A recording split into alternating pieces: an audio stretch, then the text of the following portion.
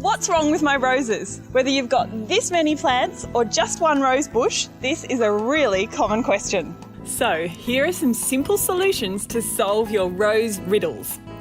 Not getting many blooms? Time to deadhead your roses and feed them up. Deadheading your rose is dead easy. Simply prune off the spent flower head. But don't just cut off the head.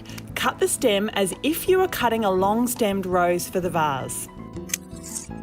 You can also encourage a bigger flush of repeat blooms by cutting the plant back by a third and feeding it up with organic fertilisers. This is black spot, a fungal disease that gets into the leaf, causing these distinctive black spots. The best way to stop it weakening your rose is to prevent it getting into the leaf in the first place.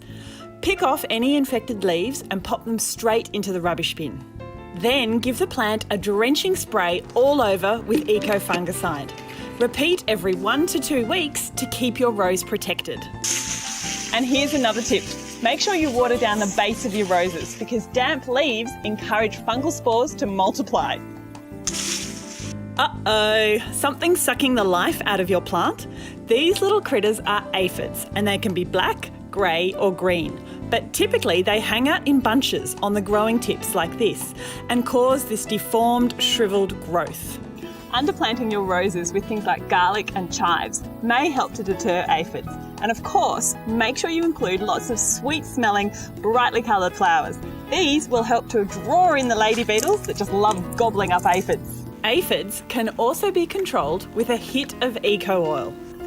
But you can actually mix your eco-oil in with eco-fungicide, and that way you end up with a super organic spray to target your rose pests and diseases without harming bees and beneficial insects.